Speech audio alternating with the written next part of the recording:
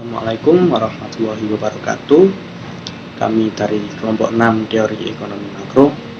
Pertama-tama marilah kita panjatkan puji syukur kepada Allah Subhanahu wa taala karena telah memberikan rahmat, kesehatan dan keselamatan kepada kita semua. Adapun topik yang akan kami bahas yaitu APBN. Adapun anggota kelompok kami yaitu yang pertama adalah saya sendiri, Muhammad bin Iqbal Mauludin. Kemudian yang kedua ada Tiffany Ardianti Putri. Kemudian yang ketiga ada Maulana Diaul Haq. Kemudian yang terakhir adalah Oni Lailatul Rosida. Baik, kita masuk ke pembahasan yang pertama, yaitu pengertian APBN. APBN atau Anggaran Pendapatan dan Belanja Negara merupakan rencana keuangan tahunan pemerintah Indonesia yang disetujui oleh DPR. APBN berisi daftar sistematis dan terperinci yang memuat rencana penerimaan dan pengeluaran negara selama 1 tahun anggaran. Kemudian APBN, perubahan APBN, dan pertanggungjawaban APBN setiap tahun ditetapkan dengan undang-undang. Dijabarkan dalam Undang-Undang Nomor 17 Tahun 2003 tentang Keuangan Negara.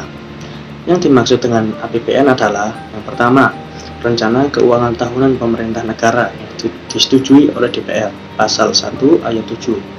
Kemudian yang kedua, terdiri atas anggaran pendapatan, anggaran belanja, dan pembiayaan, Pasal 11 Ayat 2. Kemudian yang ketiga, meliputi masa 1 tahun, mulai dari tanggal 1 Januari sampai dengan tanggal 31 Desember, Pasal 4. Kemudian yang keempat, ditetapkan tiap tahun dengan undang-undang, Pasal 11 Ayat 1. Kemudian yang terakhir yaitu mempunyai fungsi otorisasi, perencanaan, pengawasan, alokasi, distribusi, dan stabilisasi. Pasal 3 ayat 4. Kemudian yang kedua yaitu pengertian APBN menurut para ahli. Ahli yang pertama ada John F. Dewey.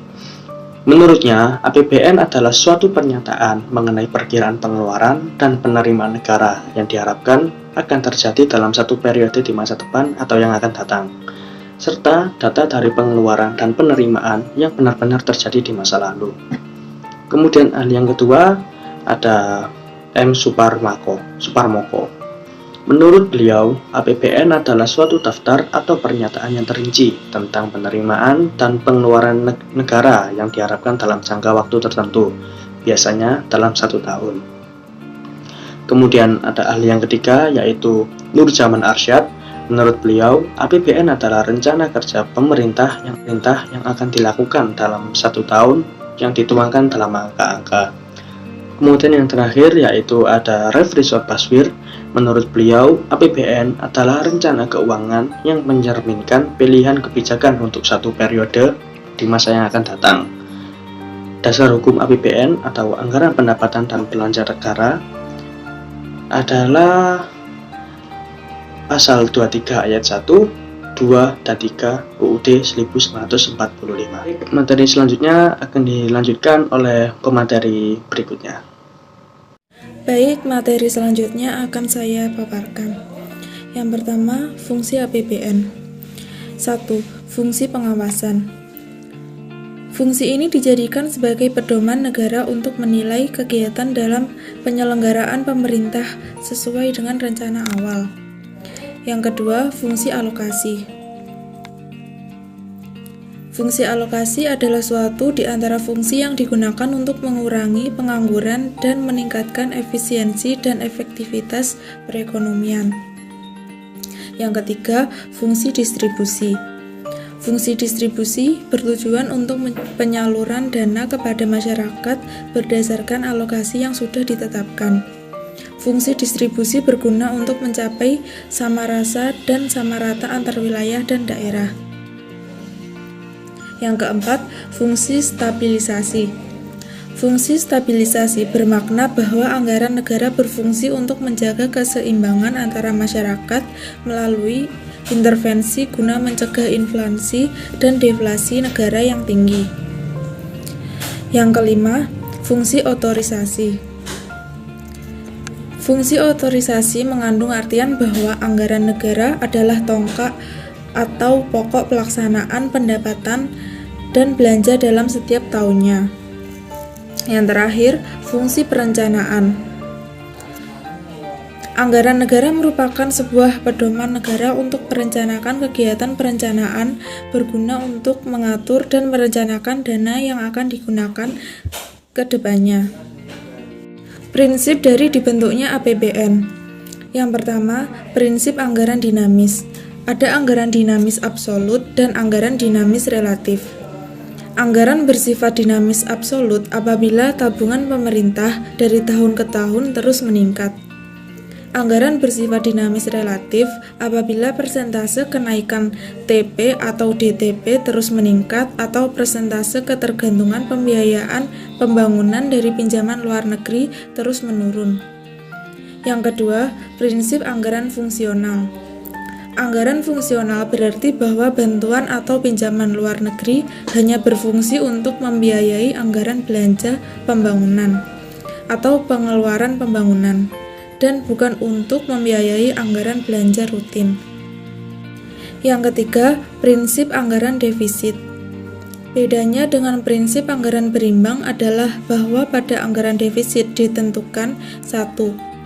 Pinjaman luar negeri tidak dicatat sebagai sumber penerimaan melainkan sebagai sumber pembiayaan. Yang kedua, defisit anggaran ditutup dengan sumber pembiayaan dalam negeri ditambah sumber pembiayaan luar negeri bersih. Baik, saya akan melanjutkan materi yang akan dipresentasikan. Kemudian ada struktur dari APBN. Secara garis besar, struktur APBN merupakan pendapatan negara dan hibah, belanja negara, keseimbangan primer, surplus atau defisit anggaran dan pembiayaan. Struktur APBN dituangkan dalam suatu format yang disebut I-account. Dalam beberapa hal, isi dari I-account sering disebut juga postur APBN. Kemudian ada beberapa faktor penentu postur APBN, diantaranya yang pertama adalah belanja negara.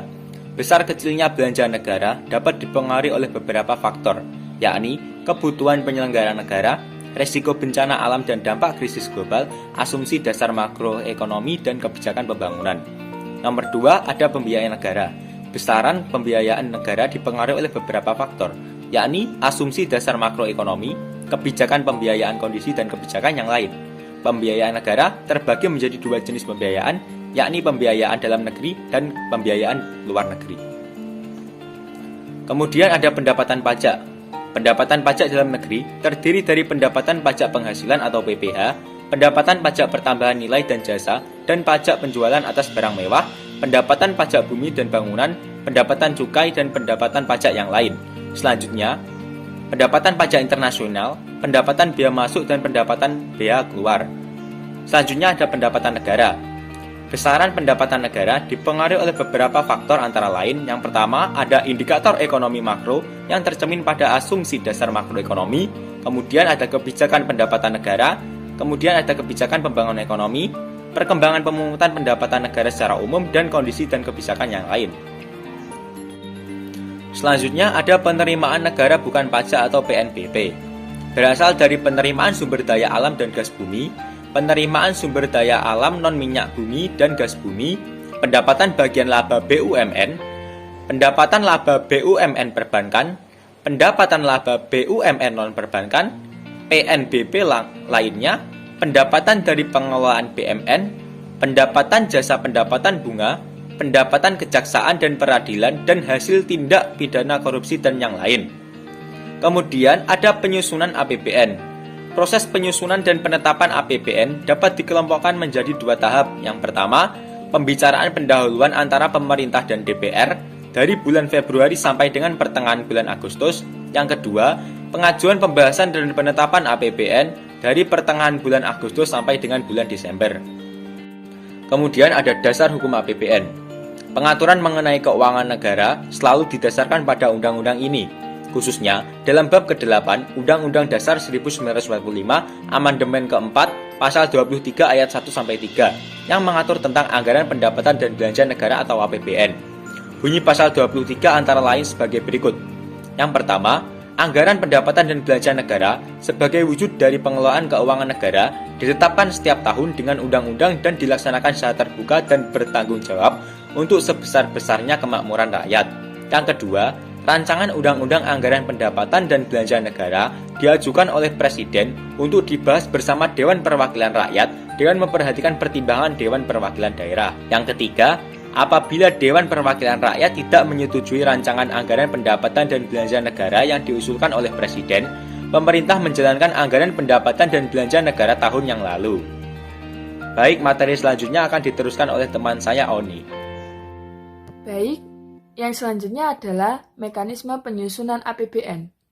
Sebelum melakukan penyusunan APBN, terdapat beberapa aspek penting yang perlu diperhatikan seperti asumsi ekonomi makro.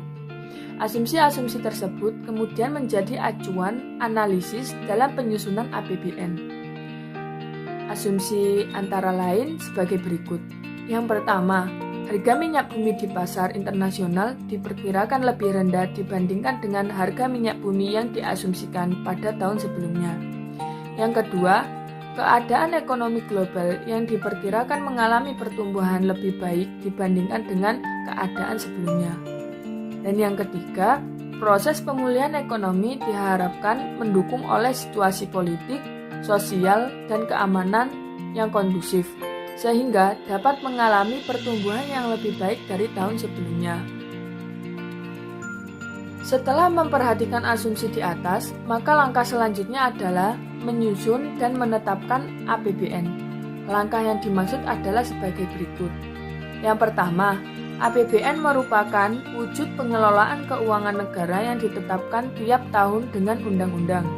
Yang kedua, APBN terdiri atas anggaran pendapatan, anggaran belanja, dan pembiayaan. Yang ketiga, pendapatan negara terdiri atas penerimaan pajak, penerimaan bukan pajak, dan hibah. Yang keempat, belanja negara dipergunakan untuk keperluan penyelenggaraan tugas pemerintahan pusat dan melaksanakan pertimbangan keuangan antara pemerintahan pusat dan daerah.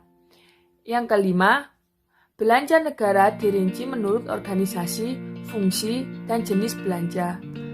Yang keenam, pemerintah pusat mengajukan rancangan undang-undang tentang APBN beserta nota keuangan dan dokumen-dokumen pendukungnya kepada DPR pada bulan Agustus tahun sebelumnya. Yang ketujuh, pembahasan rancangan undang-undang tentang APBN dilakukan sesuai dengan undang-undang yang mengatur susunan dan kedudukan DPR. Yang kedelapan, DPR dapat mengajukan usul yang mengakibatkan perubahan jumlah penerimaan dan pengeluaran dalam rancangan undang-undang tentang APBN.